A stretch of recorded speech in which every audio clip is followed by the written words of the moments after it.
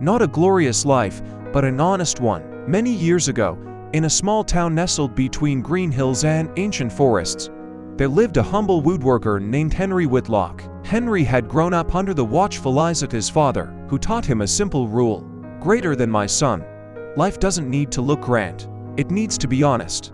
Henry carried these words in his heart all his life. His workshop stood at the far end of the town, right next to the path that travelers and merchants often used. The scent of fresh pine and oak always drifted through the air, and the gentle tapping of his chisel was like a song for the neighborhood. Though his cottage was small, Henry's doors were always open. Wayfarers who got lost, widows who needed repairs they couldn't pay for, or orphan children, all found a warm corner and a slice of bread at Henry's table.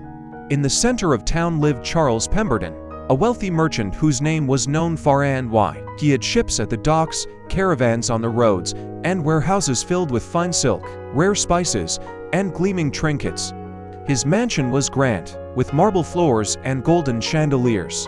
Every week, Charles hosted gatherings to remind everyone of his success. People often said, "Look at Charles, now that's a glorious life." They saw his wealth and envied the shine, never guessing at the shadows behind it. Charles would sometimes sell poor quality goods at high prices or tip the scales in his favor, never thinking twice as long as his fortune grew. Henry's friends would ask, "Why don't you do the same? Cheat just a little. No one will know. Use cheaper wood. Charge more. Grow rich like Charles." Henry would only smile and say, "What good is gold if it tarnishes my soul? An honest life is worth more than a mountain of coins." One bitter winter, tragedy struck. A terrible fire swept through the market square. Stalls burned to the ground, homes turned to ash, and many families lost everything. Charles's warehouse caught fire too, but he quickly claimed more than his loss from the townsfolk, selling what he had left at double the price. Henry, meanwhile, did the opposite. He opened his workshop, handing out spare planks and beams for people to rebuild their cottages. He fixed broken doors and carved new windows for free. His apprentices, Thomas, Will, and young Oliver, worried for their own futures. "Master Henry," said Thomas, "if you give away all your wool, what will we live on?" Henry put a gentle hand on his shoulder and said, "If we hold on to what we have while others freeze, we'll have nothing left inside. But if we share, the world will share back with us, in ways we can't yet see." And so, through that harsh winter, Henry's workshop became the heart of the town's recovery. People slept near his fireplace, ate his bread, and thanked him with blessings more valuable than coin. Years later, when the town was thriving again, a great trading caravan arrived from a distant city. Its leader, a sharp-eyed woman named Eleanor Gray, went to Charles's grand mansion first. Charles displayed his finest goods, silk from the east, spices from the south, but Eleanor looked unimpressed. She had heard the rumors of his unfair deals and false weights. Then she visited Henry's workshop. She found him carving an elegant door, humming an old tune. She ran her fingers across the wood, smooth, sturdy, every line speaking of care. "Who carved this?" Eleanor asked.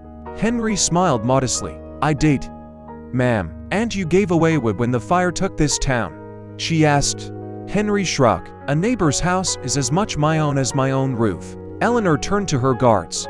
"Mark my words, this is a man whose hands you can trust. Henry Whitlock, would you join our guild and teach your craft?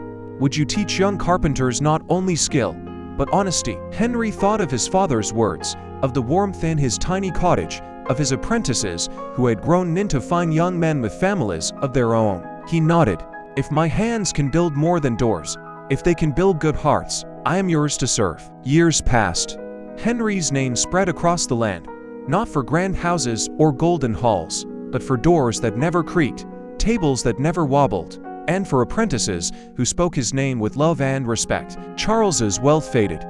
His ships sank in storms, his caravans were robbed on the road, and people stopped trusting his word. In the end, Charles died alone in his cold mansion. Henry, meanwhile, lived simply to the end of his days. When his time came, he called his apprentices, Thomas, Will, Oliver, and many more, to his bedside. "My dear boys," he whispered, "remember this. The world loves to worship the shine of gold, but gold is heavy, and it can drag a man's soul down. An honest heart, though, floats above it all. Never trade your honesty for false glory." He closed his eyes with a smile, leaving behind a legacy that no fire could burn, no storm could wash away. Lessons from Henry's If glory fades, honesty lives forever. Wealth can crumble overnight, trust stays for generations. A simple hand can build strong homes and stronger hearts. Never trade your soul for shine. True wealth lies in your word.